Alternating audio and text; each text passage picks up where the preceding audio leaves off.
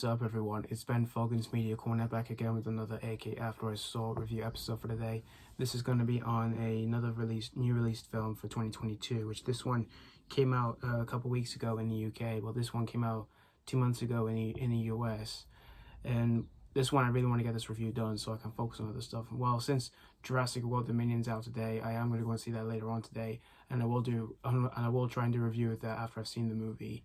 But this one, I really want to get this review done so I can focus on other stuff. So this is going to be my review on the 2022 biographical drama, and that movie is Father Stu.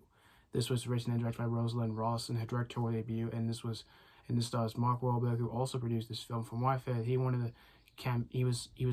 like sort of campaigning this film because he was like destined to make this movie, because this movie is based on a true story in which Mark Wahlberg in this movie portrays Stuart Long, who we see him in this movie as a professional boxer.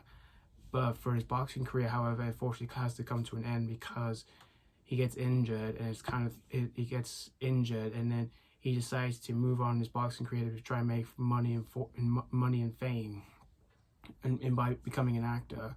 But nothing really works out for him because he's so bad. He has like sort of a bad boy charm. He's really charismatic in front of everyone and all that. And what ends up happening is that he finds himself in a freak motorcycle accident that affects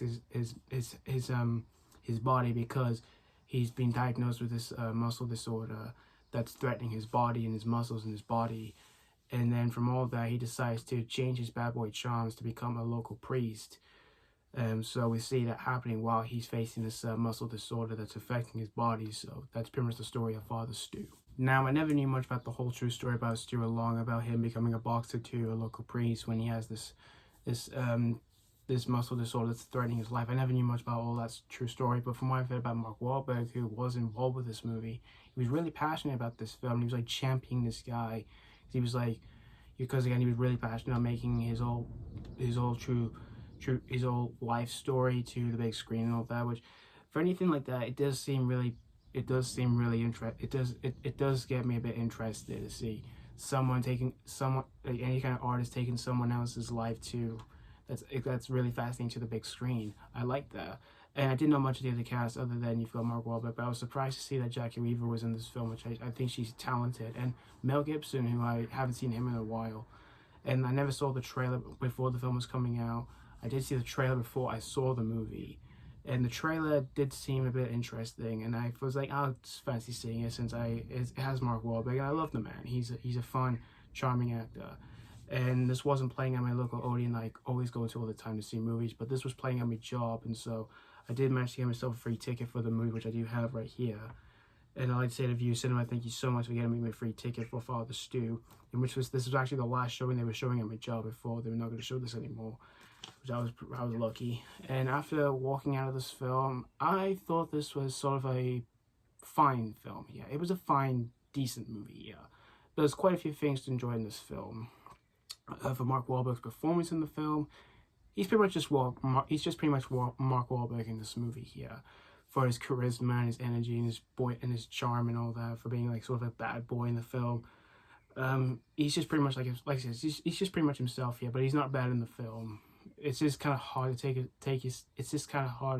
take it so seriously that you're just not seeing Mark Wahlberg as someone else. You're just seeing Mark Wahlberg just being Mark Wahlberg here in this film.